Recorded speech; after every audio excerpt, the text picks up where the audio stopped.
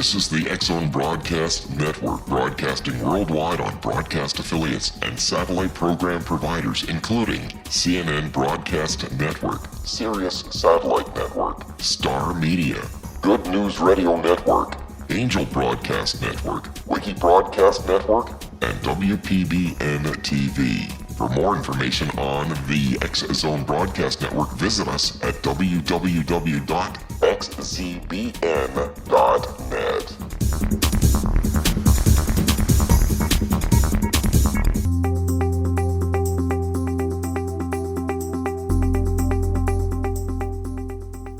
Welcome to the Secret to Everything radio show. I am Dr. Kimberly McGeorge, and you are in for a treat. We talk about all things paranormal, consciousness, alternative health, cryptozoology. I don't even know what we do not talk about. What don't we talk about, Lori Wynn? We talk about everything. Energy, frequency, sound, light, cryptos, like you said, all the other ones. I was just trying to fill in the blanks. No, that was good. So, and this is my beautiful and amazing, I'm going to call you a drummer because that'll confuse people. So my drummer co-host, that sounds so cool. It sounds like we're like in the 80s. My drummer co-host, Lori Wynn. I'm going to call you a drummer this show. It's very rhythmic. There you go. I like that. Very rhythmic. So I'm going to give you a little teaser. I'm not going to tell you who it is until the next segment, but we had so much response to one of our last guest, one of the kind of recent last guests that we actually invited her back on, and Lori got her to say yes. I don't even know how that happened. So we're going to dig deeper into some of the topics that y'all, as we say in the South, right, Lori, like to talk about. I tell you, my grammar, I used to have like impeccable grammar. I'm sorry, I live in the South, so I can tease the South, right? But when I moved down here, it's just so much fun. My girls are always like, why do you adopt the accent of everybody you talk to? I'll go to a gas station, in the mountains, and I'll start kind of talking even more with a Southern drawl. And we never think we pick it up, but we do, don't we, Lori? Oh my gosh, my husband with that Tennessee accent. It just comes on me sometimes. I find myself saying it, and I'm from the Midwest where you're not supposed to have an accent. But then when I go back there, they're like, you sounding like you have a drawl or something. I'm like, no, it's my husband. He's rubbing off on me. You know what's funny, though, when you're from the Midwest, because I'm also from the Midwest, but when you're from the Midwest and you go out like to Colorado or you go up east to like Massachusetts, they're like, where are you from, girl? You have an accent. I guess we all have that dialect, that energetic thing that we get going on depending, where we live. But I'm really excited to talk to our guest. So I really don't have a time to do like a meditation. I'd really, really love to, but I do want to talk to you guys just a little bit about the current energy. We are in our favorite time of the year, Lori. Do you know what time of the year we're in? I call it springtime beginning, new beginnings. Oh gosh, Lori, you're too positive for this show. We're going to have to fire you. Mercury retrograde, girlfriend. Oh, well, that part too. That part too. And I've got to tell you, Lori knows something major, like a major part of Secret to Everything crashed 2 days ago. And I don't even know if we're fully in it yet. I'd have to look at the charts, but I think we're pretty close. It's like, yow. And there's also always the shadow period. I don't know if you guys are aware of it. I call it the echo effect. Some people call it the shadow period.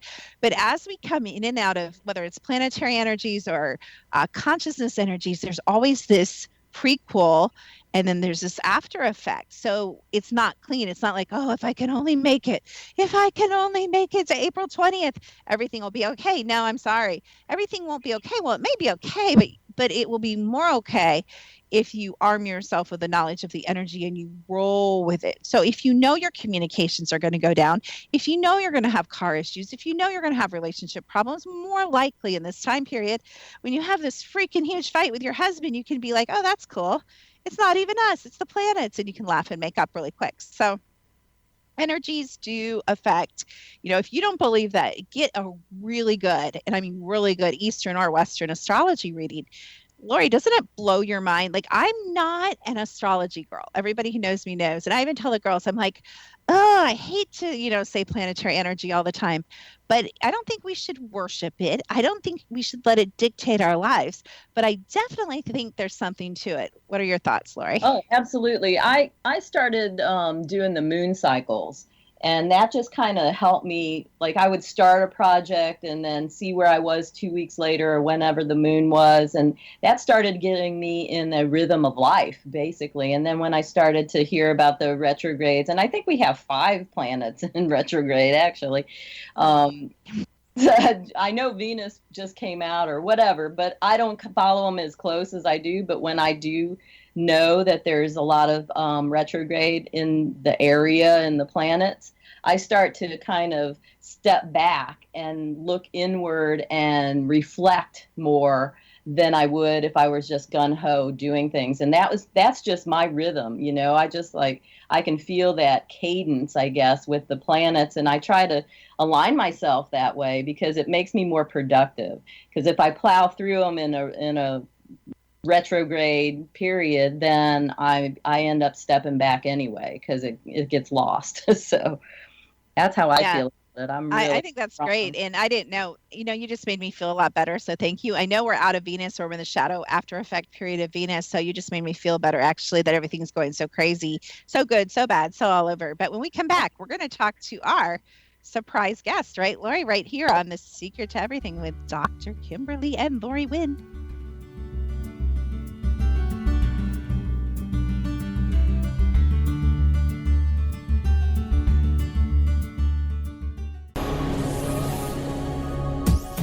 This is the X-Zone Broadcast Network, broadcasting worldwide on broadcast affiliates and satellite program providers, including CNN Broadcast Network, Sirius Satellite Network, Star Media, Good News Radio Network, Angel Broadcast Network, Wiki Broadcast Network, and WPBN TV. For more information on the X-Zone Broadcast Network, visit us at www.xzbn.net.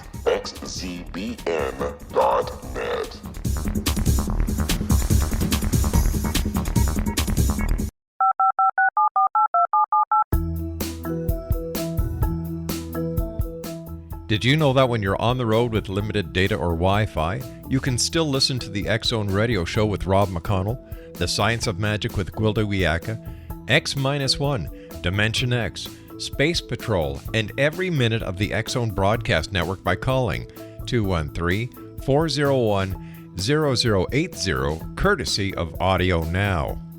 No smartphone, app, or internet needed. It saves your data plan, and it's free if you have unlimited minutes. Call 213-401-0080 to listen on any phone, anytime, anywhere. Remember 213-401-0080 for the best of the paranormal, parapsychology, and sci-fi radio programming anywhere, 24/7, 365.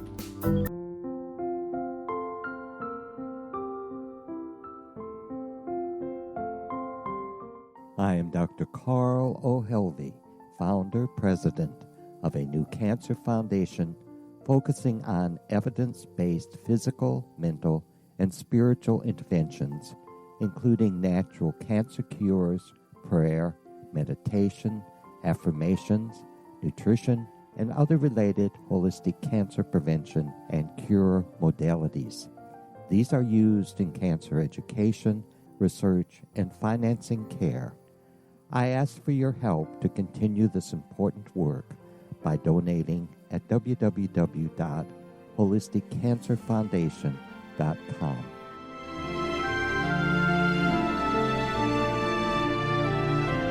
Hello, I'm Pete Marsh. With my daughter Justina, we will be presenting the new radio show, Too Good to Be True. If something seems too good to be true, it usually is. But with the help of Justina's amazing gifts, we're going to gain insight into questions that don't yet have complete answers. Have you wondered who built Stonehenge and for what reason? Why are crop circles found in the same region as Stonehenge and elsewhere? Are crop circles a hoax, or are they created with technologies that we have little knowledge of? Who built the pyramids in Egypt and also in other countries? How and why were they built? Was the Titanic switched with the Britannic as part of a gigantic insurance fraud, or for more insidious reasons? What caused the Tunguska event when trees were flattened over an 800 square mile area in Siberia? Will the new insights be too good to be true? Well, that will depend on what you are prepared to believe. Please join us as we start on this journey together. For more information on Too Good to Be True, visit www.xzbn.net. Little children aren't the only ones afraid of the dark. Millions of soldiers return from war zones with PTSD, anger, frustration, fear, and loneliness, much of which surfaces during the darkness of the night. You have the chance to change the lives of these American heroes. Songs and Stories for Soldiers.us provides free MP3 players for these men and women. With a list of 3 million songs in 16 different styles, 100,000 audiobooks, and 30,000 old-time radio programs, every veteran can find something to soothe and comfort them at no cost. All our players contain an 8-hour audio program designed to help veterans fall asleep. With 1,500 plus vets now participating, it's our goal to deliver 10,000 audio players this year. Go to our website at songsandstoriesforsoldiers.us. Help us help a veteran make it through the night.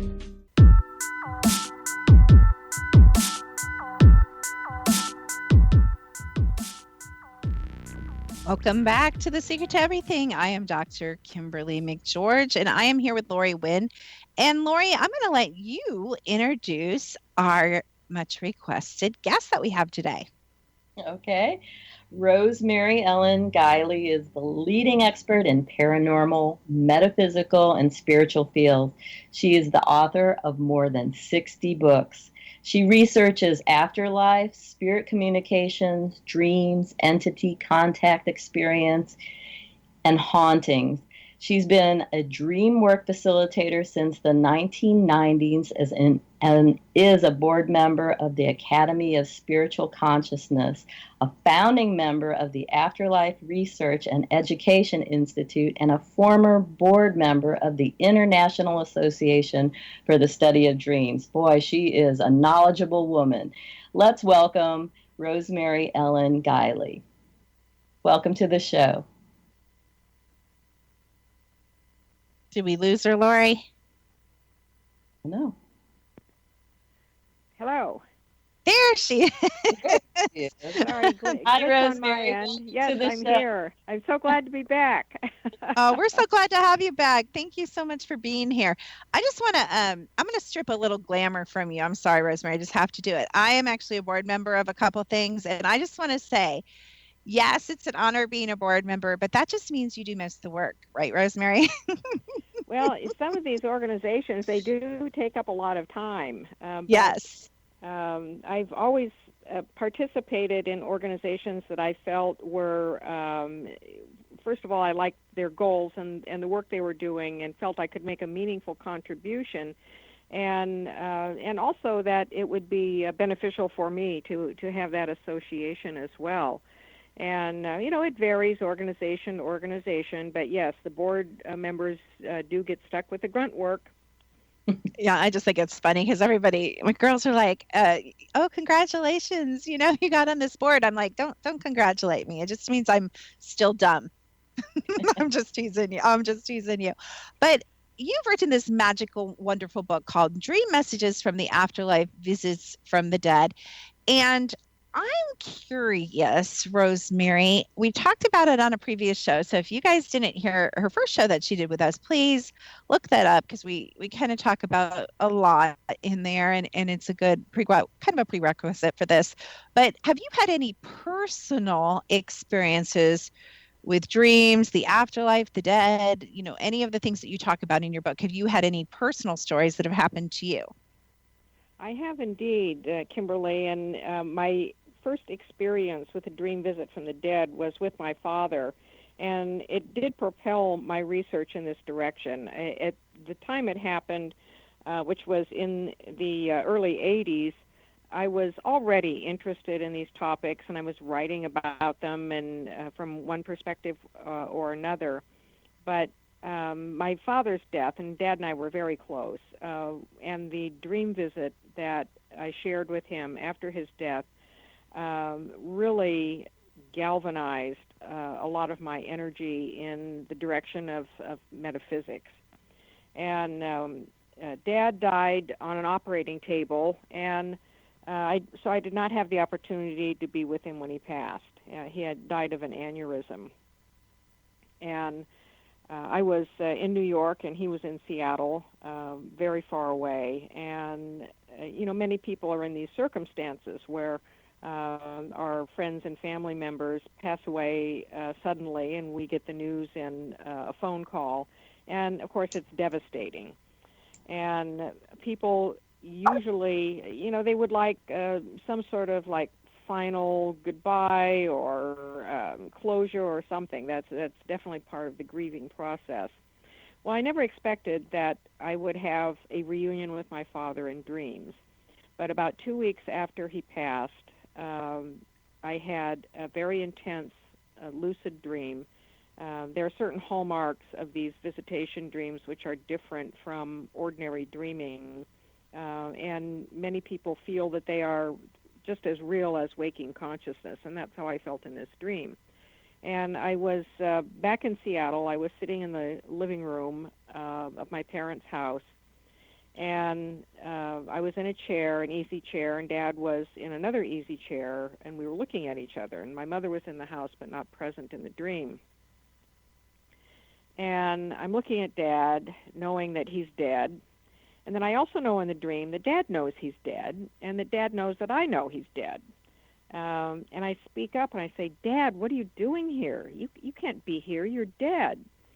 And he starts to tell me about this is an unfinished business dream. All the things that, were left undone at the time, he died. Dad was in his 70s, but he was a very active man, and none of us ever pass over with our calendar complete. And so Dad was, he had a lot of things in the works. And so I have this conversation with him in the dream, and I do not remember the details of the conversation. And in fact, I think it was not important to remember the details, but just that a certain conversation took place where I tried to persuade Dad that he should just let it all go, and he had to move on because he was in the afterlife now, and so he just had to let that earthly stuff go. And at the end of the dream, I see him looking like he's making some kind of transition. I see him going, he's in a long line of people, and they're going into like a big building. And these are common images in afterlife and even near-death dreams where there's some sort of barrier or people going into a place that is not accessible to the living. And I had the feeling that Dad was going to work because that's the kind of guy he was. He liked to be busy. And I felt when I woke up that I had done something very significant with my father, that I had helped him make his complete transition to the afterlife. I just knew it. Well, I didn't talk about the dream, and this is very true with a lot of people. They're afraid other people are going to say they're crazy, or it's wish fulfillment, or it didn't really happen, and so they don't talk about it because they don't want to be ridiculed, and they also don't want to lose the power of the experience. Well, several years later, I was visiting my mom, and we were talking about Dad. And she mentioned, now Mom was very psychic. She had lots of visitations and precognitive dreams and whatnot. And she said, for 2 weeks after Dad died, I knew he was here in the house. And she went on to tell me that she could feel his presence in the house. And it was an electrical, even a luminescent presence. And she knew exactly where he was in the house. She would come in from the outside, and she would know that he was in a certain room. She couldn't understand why he was still in the house 2 weeks after he died. And then she said, and all of a sudden, he went away. Well, that's when I had this dream with my father. It was 2 weeks after he died.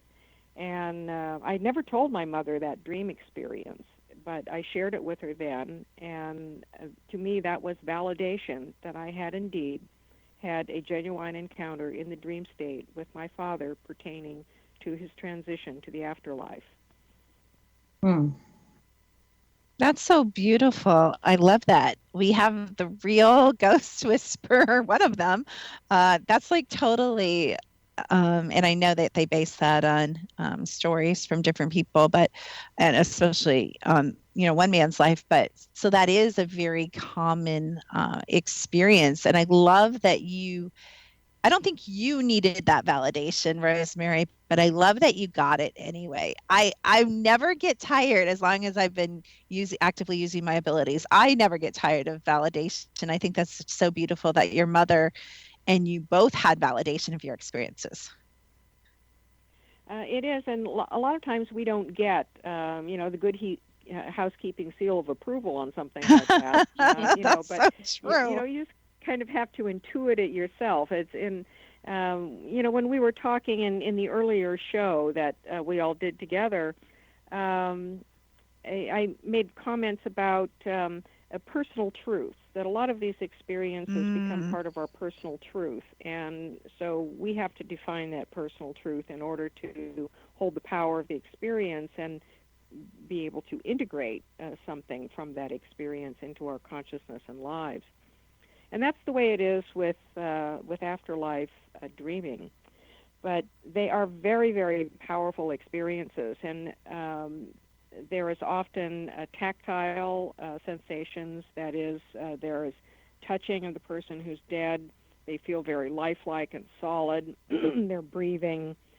Wow. They don't talk verbally, however. It's telepathic communication. And that is, I would say, in accounts almost 100%. And people may smell things like the smell of skin, the smell of hair. The dead person looks very, very lifelike. And I think that they can assume these sort of temporary bodies for this bridge experience. It is a bridge. It's a bridge in the astral plane that forms for this meeting to take place.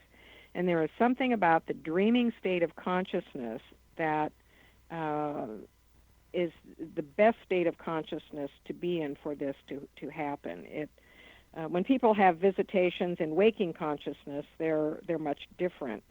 And these are much more engaged, they're more detailed, and they're more meaningful.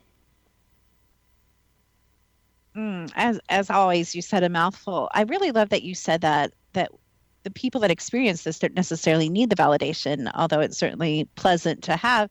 I've experienced it, and I am going to go here with you because you did mention this word. So I am going to go here in one of these segments with you in this show. But, I've had a lot of face-to-face experiences with we'll call them elementals, with the cryptozoology creatures. And it's funny because I used to be a member, Rosemary and Lori, of many, many, many crypto groups. And I'm considered somewhat of, which I don't consider myself because I'm always learning, an expert. But I used to belong to a lot of these and talk to a lot of people and take pictures and go on hunts and, the whole thing. And there came a point where I kind of stopped and I'm like, you know what? I don't need any validation. I don't need to see someone else's pictures. I don't need to, and I'm not saying it's not fun. I don't need to hear someone else's stories, because my experience, and you know what I'm going to say, Rosemary, was so undeniable when you are face to face with a flesh and blood creature that is giant, that makes noises and smells a certain way, and you can see the individual hairs and you can describe it in vivid detail. You don't need anyone to validate that experience. And so I'm hearing you say the same things about all these beautiful dream experiences that bears some of the same markers. And my personal opinion is that the dream state is equally or more valid than the waking state. And I do want to get your viewpoint on that on the other side of this break as well. Any final thoughts before we head to break, Lori? No, this is all interesting, but it does bring up a story which I'll tell in the next segment. So in case you just joined us, we want you to know that we are here with Rosemary Ellen Guiley, and she is the author of Dream Messages from the Afterlife, Visits from the Dead, one of our most popular subjects on The Secret to Everything. And you can go to our website, visionaryliving.com. We'll be back with lots more on the other side of this break with Dr. Kimberly, Lori Wynn, Rosemary on The Secret to Everything.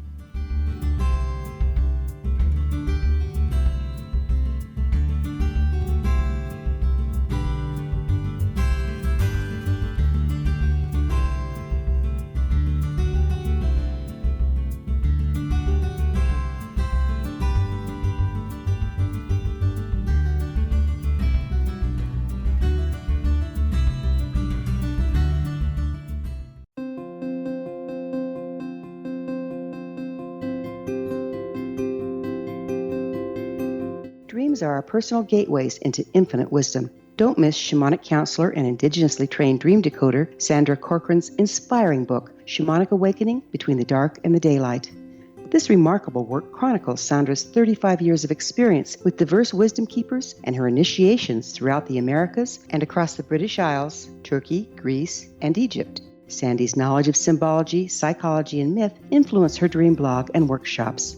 Sandy offers private tarot readings, international journeys, a meditative CD, as well as her book, Shamanic Awakening, to encourage you as you navigate this earth walk, creating a deeper connection to yourself and all that is. Find this and more at Sandy's website, starwalkervisions.com.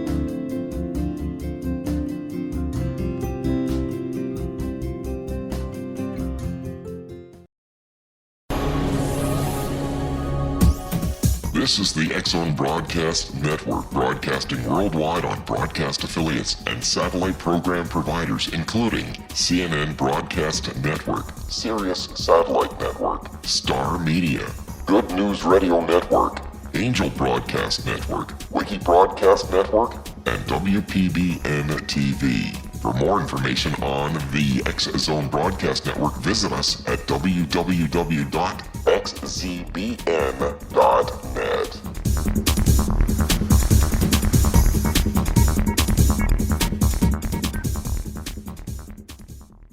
How would you like to be able to read other people's minds? Well, the next best thing is here. When you know how to read a person's name, you know how the person thinks, feels, and behaves.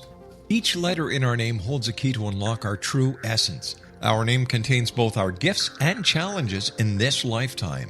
Mnemology science discovers personality secrets hidden in the placement of the letters of our names, including the first and last impression people remember about us.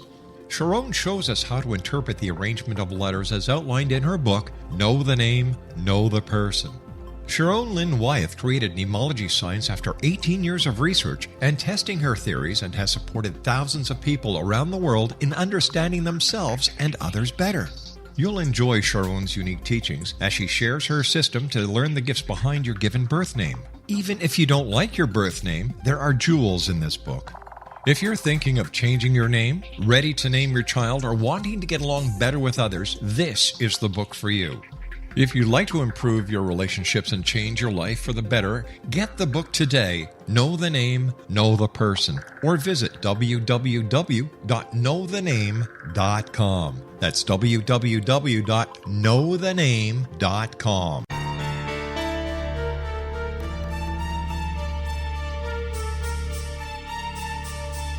Hello, I'm Justina Marsh, and with my dad Pete, we are going to present a new show called Too Good to Be True. Together, we are aiming to discover more truths about this world and beyond. Do you have unanswered questions about the world? Do you ever wonder about aliens, conspiracy theories, or the universe? There are many shows discussing subjects such as pyramids or UFOs, but we want to relay this information based on our own research, including from spiritual means. Hopefully, listeners will be helped with their own beliefs and will appreciate the psychic insights that add to the previous research and information. We both look forward to sharing this insight and beginning this journey with our listeners. Visit xzbn.net for more information about when to listen.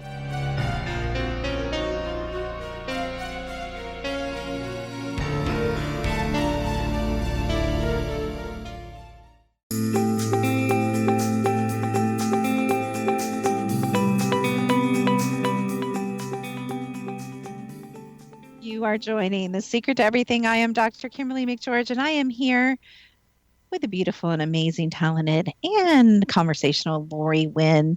And we have been speaking to the equally beautiful, amazing, talented author of 60 books, extremely prolific. I'm sure you've heard of her. She is Rosemary Ellen Guiley, and we have the privilege of having her on the show today. Now, Lori, we want to hear your story, but before that, I want to get Rosemary's spin. What do you think about Do you think the dream life is just as valid as the waking life? What are your kind of thoughts about dream life versus waking life? It's at the very least as valid, and perhaps even more so because of the kinds Amen. of experiences that we have in dreams. They connect us to alternate realities, to the divine, to our higher self. They're more focused on the how and why of what we're doing in life. So they reach out to a big purpose, and we should pay attention to our dreams, even our ordinary dreams. They're just treasure chests of helpful guidance and insights about life and how we think we're doing in life and about our purpose in life. And so, yes, they're extremely important. Yeah, I love that you said that. I had a hunch that that was your viewpoint, and it's so funny because I've always thought dreams were important. But as I'm getting older and experiencing more and studied more as you and used my abilities more, I've come to the conclusion, and I'll be sharing about this in my next class, that dreams may be more important than our waking life. So I love that you said that too. But Lori, tell us a story. Well, I want to agree with that because I think dreams make you pay attention, and they bring things to your attention because the world takes all of it away from us a lot of times, and dreams kind of puts us back into that place. And the example that I wanted to share was in the other show, Rosemary spoke, and in your book, Rosemary, you spoke about the different types of dreams. And I had one, it was a dream that foretold death. And it was at a time where my mom was fighting her battle with cancer, and I was staying with her for a few weeks, and I didn't realize that that was going to be the last 2 weeks of her life. But I had a dream one night. She was alive, and we were all on a boat. My father had passed away a year before her, and that was my first actual dealing with death. I never had anyone close to me die, so I was like in my 50s before anyone close to me died.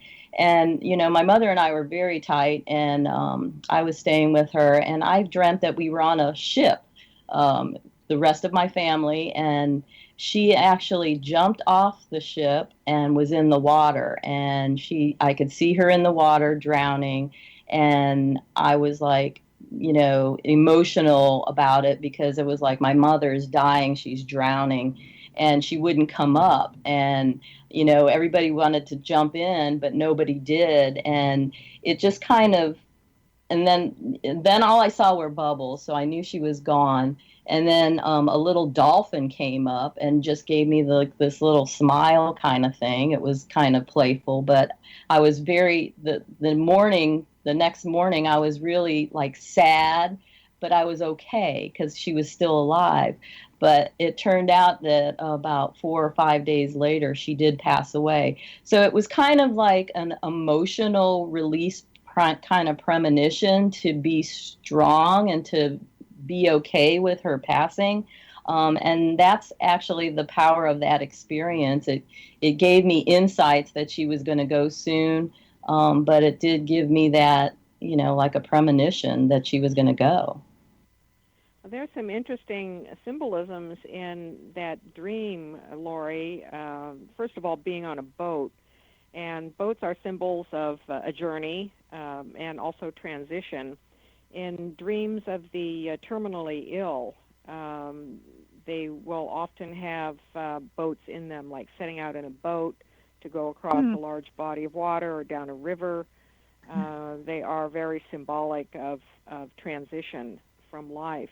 And, of course, in Greek mythology, we have that represented by the rivers that surround Hades, which was the underworld of the dead. And you had to cross the rivers to get to the underworld. And sometimes people have dreams with a pilot in the boat or a ferryman, similar to the Greek motif.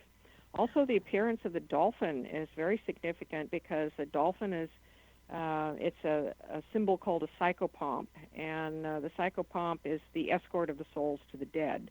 They escort the dead to the afterlife, and that also goes back to ancient Greek times as well. Wow. That just made it even more powerful. Yeah, I just got chills all over my own body. I'm kidding. Lori, can we kidnap? Do you think we can kidnap Rosemary and put her in a closet and we want to know something? We just open up the closet. You can write in there. You could probably write lots of books in the closet. You are so great. I just love the wealth and layers of information that you're providing. Now, again, this hour is coming to a rapid close. So I'm going to be a tiny bit selfish. Just for a beat, we're going to switch topics. And you made the mistake, Rosemary, of mentioning the word crypto. That was a mistake because, as you can imagine, from some of the stuff I've shared, I am a diehard crypto fan. I'm very well acquainted with some of these beings. I just wondered what your spin on the whole cryptozoology realm kind of is. If you can, you're pretty good at summing things up. Sum that up for us. And I'm kind of divided right now, Rosemary. I don't know if my vision has gotten clearer or the things they're doing with CERN and messing around with the dimensions and with time. I'm not sure. Why are more and more people aware of these or seeing them or having encounters with these creatures? Well, I can sum up the cryptid scene in one word, and that's interdimensional. I have from the get-go considered cryptids to be beings that share the planet with us but exist in parallel realms.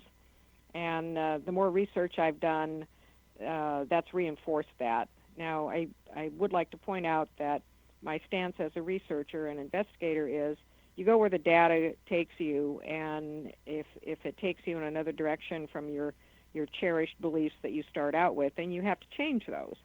And so I do. I've changed, I've altered and modified and changed my views on things as the years have gone by. But that's one that has really gotten solidified. I think the more evidence that comes out, it indicates that we're dealing with interdimensional beings that are not fully in our reality. And that includes Sasquatch. And I have a major essay being published this month in an anthology called Woodknox 2 that David Weatherly puts out. And my essay is titled Interdimensional Paraphysical Sasquatch. And it's about all the evidence that points to this entity not being a lost Earth species, not being an Earth flesh and blood species. But I think that is the case with dogmen, with thunderbirds, lizard men, frogmen, mothman, all of these mysterious creatures that seem to be combinations of things. They're here on the planet. They're just not in our vibratory realm. So what would you say about people, there might be one present here maybe, that can see these creatures with their bare eyes and interact with them daily, and I, with photographic evidence too? Is that due to our abilities, the ones of us that can do that, more than, or their allowance wanting to make a connection with us? What's your opinion on that? Well, there's a couple of factors going on, and one is I think a lot of these entities, and I call them entities rather than creatures, because we don't really know enough about them. True. That I think a lot of them are very intelligent, and they're quite capable of cloaking themselves and not being seen if they don't want to be seen.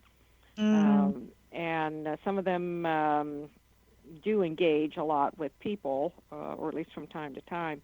But people who have frequent experiences, especially of certain types, I think their consciousness is tuned to those wavelengths. There's something natural in their field of consciousness, or perhaps the way they've developed it, that enables them to perceive things that are blanks to other people. And that goes for photographs, too, because all you have to do is be a paranormal investigator for a short period of time, and you realize that there are individuals around you who are always getting the anomalous photographs. You can snap away right next to them in the same direction, and nothing will show up on your photographs, and everything will show up on theirs.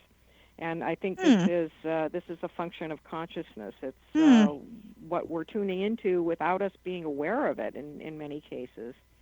And it's why two people can look up in the sky and one people sees a craft and the other person sees nothing.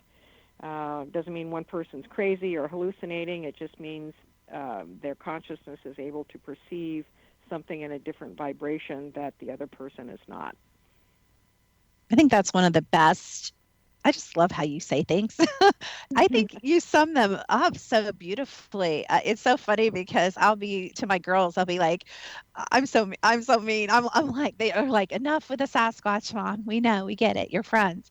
But I'll show them a picture and I'll be like, do you see, show me the Sasquatch. And it's like a quiz. Show me the Sasquatch in these pictures. And you just hear the question mark. Like, they are so obvious to me, Rosemary. And they're like, there. And my girls have abilities, developed on different levels. They're like, there. And then I'll be like, here's, I told you guys, Laura, you might not have been in one of the groups. One of the groups, I said, you guys need to go to this Facebook page. And here is the best video example of a cloaked Sasquatch I've ever seen.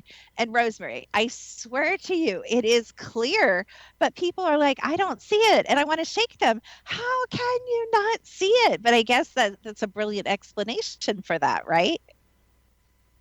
Yes, and some of it comes from just experience, practice, doing research and investigations too. That your eye becomes attuned and your ear becomes attuned. True. Well said. But yes, and these are, I guess you would call them epiphenomena, kind of side effects of consciousness that we don't really know. First of all, we really don't have a very good understanding of what consciousness is.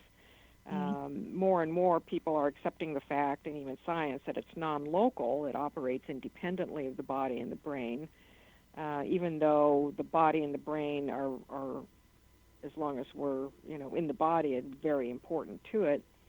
But we have very little idea of what its true nature is and what it's capable of doing. And it's that uneven playing field, again, I alluded to in the other show, that when it comes to the paranormal, it's a very uneven playing field in terms of who experiences what and why. And that inability for us to box everything up very neatly or make nice little pie charts and things like that. I don't think we'll ever get to those points when it comes to these realms of consciousness. They're very blurry, very shape-shifting. They're like mercury, As soon as you think you've got a hold of it, it squishes out from your fingers and becomes something else. Love that. We'll be right back on The Secret to Everything with Lori Wynn, Rosemary Ellen Guiley, and Dr. Kimberly McGeorge.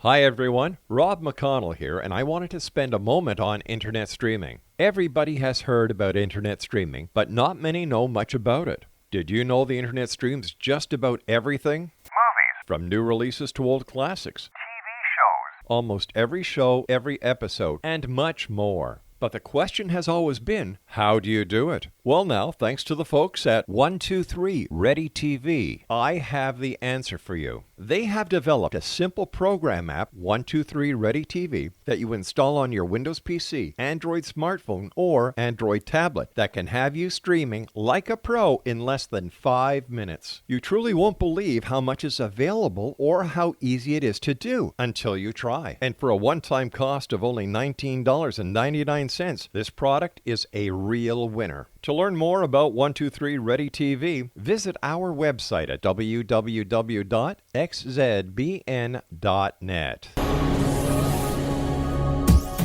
This is the X-Zone Broadcast Network, broadcasting worldwide on broadcast affiliates and satellite program providers, including CNN Broadcast Network, Sirius Satellite Network, Star Media, Good News Radio Network, Angel Broadcast Network, Wiki Broadcast Network, and WPBN TV. For more information on the X-Zone Broadcast Network, visit us at www.xzbn.net.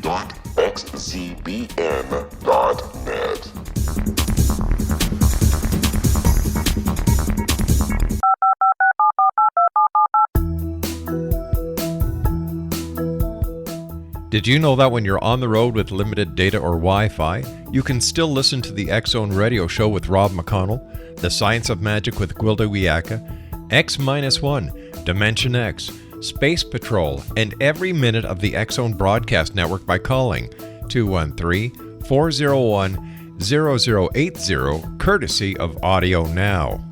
No smartphone, app, or internet needed. It saves your data plan and it's free if you have unlimited minutes.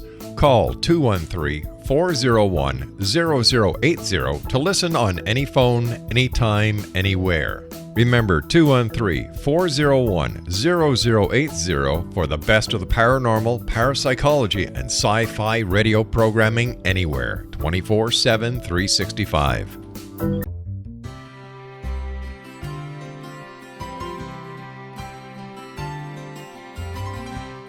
True healing must address 4 levels: physical, emotional, mental, and spiritual, for us to live joyful and productive lives.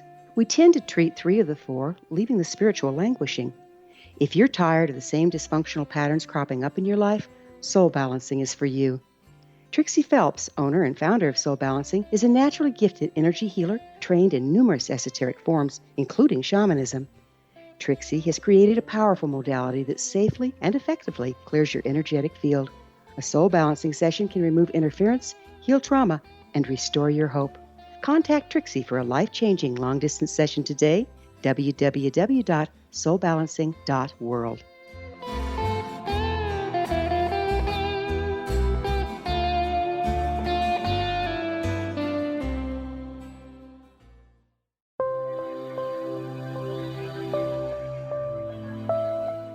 There's a legend shared by many indigenous cultures of a time when the nations were cast to the 4 corners of the world. Each nation was given a body of sacred knowledge that held a different portion of the truth to preserve.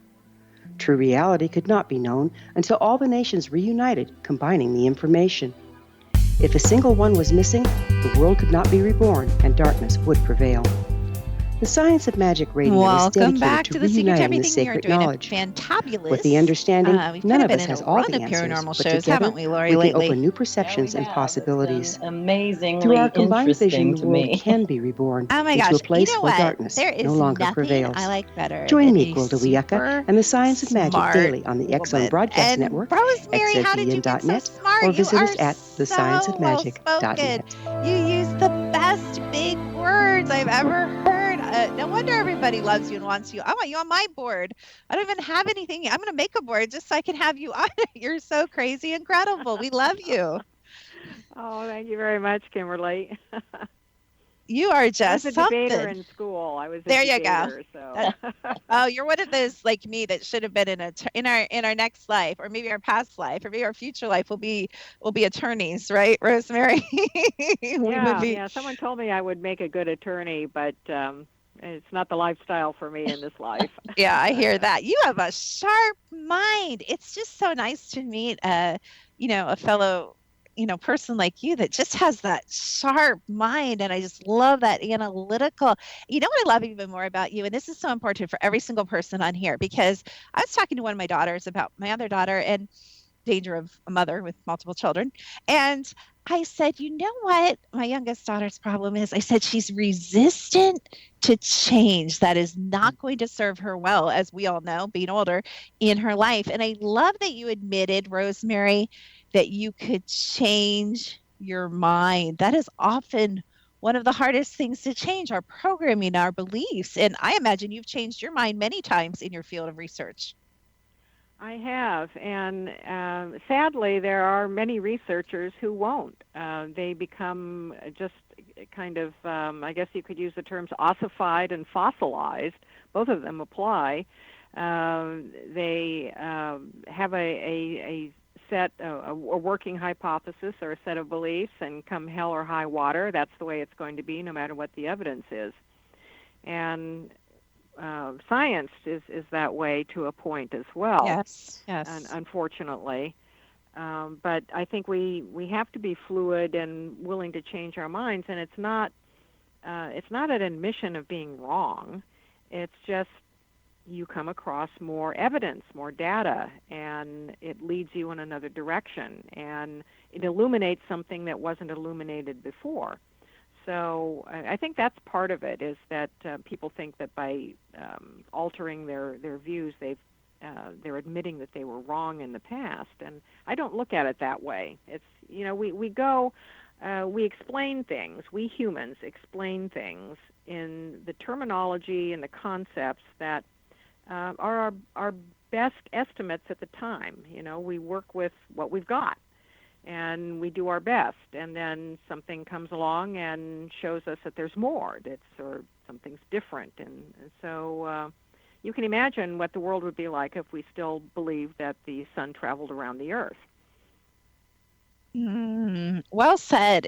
I explain it, and Lori may have heard me say this, and I just went through the rules of engagement for my new class, but I said, I'm going to tell you guys something. I only know what I know that I know now, which is exactly what you're saying. There's so many things and so many factors when I come to a conclusion or I teach something, and I want them to know that I am willing to shift and change, and that this material 3 years from now may be obsolete. Maybe I've totally changed my mind based on new information. And I love that you say it's not being wrong.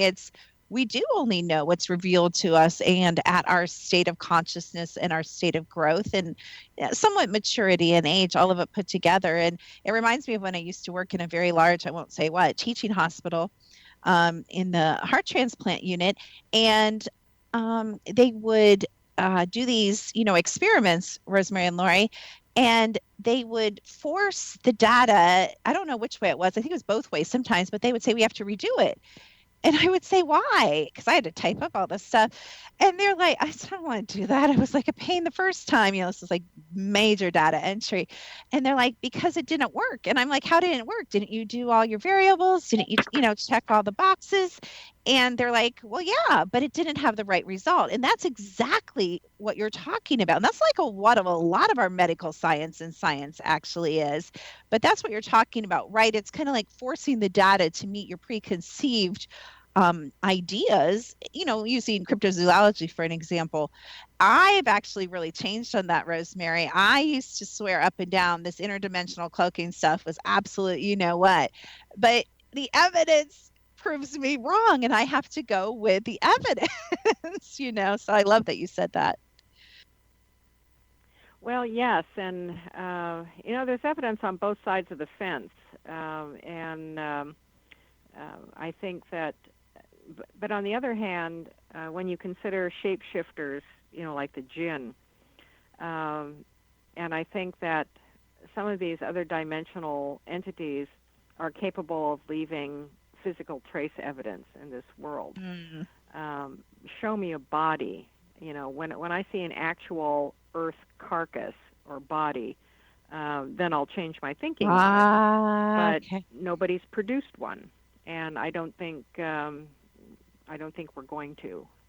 But there are footprints? Yes. There are other signs that these things are about. in the world. The Jinn are very good at moving things around, and Sasquatch will break tree branches and make lots of loud noises and whatnot. I don't think any of the hair or scat samples are conclusive. First of all, I mean, at best, a lab is going to come back and say, well, I don't know what it is. But that doesn't mean it belongs to Sasquatch. True. When Sasquatch goes to a lab and ponies up some blood and tissue and hair samples for us to have a baseline DNA profile, then we've got something to work with. But we have none. Define Jinn for us. A lot of people are like, Jinn, what you talking about? What's your definition? I have a general idea, but define that for us. Well, basically, we know them as the genie in the bottle, but that is a very small representation of them. They are shapeshifters. They are beings who share the planet with us. They have a lot of what we would call supernormal abilities, and they exist in a parallel dimension. They have, judging from the way they interact with us, great ability to find entry points into our reality. And the ones that are interested in dealing with people, they're not all bad. They're like people. But the ones that are interested in engaging with us tend to be on the tricky, hostile side. And so most of our dealings with them are not very pleasant. But I have been studying them in depth for a good number of years, and I am convinced that they participate in and account for phenomena in every kind of entity experience and spirit experience that we have. And they're shapeshifters. They graft themselves onto things. And there are people on the planet who feel that they account for everything, that demons are just a subset of jinn, for example. And they may very well be. But in terms of my own research, not going there yet, I can certainly see how it could be possible, but I'm not convinced of it yet. But I do see jinn footprints, so to speak, everywhere. Every kind of experience we have, the jinn can be in it. So if someone happened to be standing in their kitchen talking to their daughter and the cupboard opened behind them and they were pelted with plates that broke all over their floor, that could possibly be a jinn experience. In the broadest sense, yes. But when you have manifestations, there's a reason behind them. And in order to understand what it is that's causing it, you have to find that origin. And that is often a very complex process. So people who look for snap answers, like I've got a shadow person in my house, what do I do about it? Sure. It's like going to a doctor and saying, I've got a pain in my side, Don't examine me. Don't find out anything about my medical history, but tell me what to do about it. And, So people do need to understand that the spirit world and our interfaces with entities are very complex. So what would cause a sudden eruption of poltergeist activity? Well, you'd have to do some investigation before a million you could things arrive at a working hypothesis. Absolutely. Well, we could talk to you absolutely forever. You are an educated, you are an intelligent, you are a conscious current energy woman, and we appreciate you so much. So tell us how we can get a hold of you. Where can we find you? How can we get your amazing and wonderful books? And what's up next for you? My website is visionaryliving.com, and I've got a lot of articles there. My calendar is up on the site, my upcoming radio shows, free newsletter.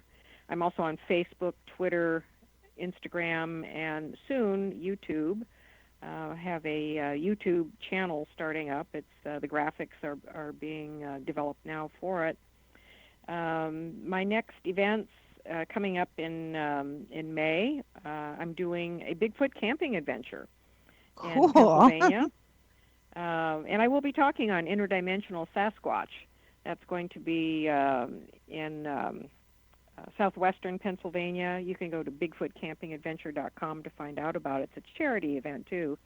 And from there, for the rest of the summer, I'm traveling around the country in England. I have conferences, private events, workshops, reading days. It's a real mix of things. We'll find you, Rosemary. We'll find you. Have no fear. Thank you so much for being on The Secret to Everything from Lori and I. And join us next time on The Secret to Everything, sponsored by thesecrettoeverything.com.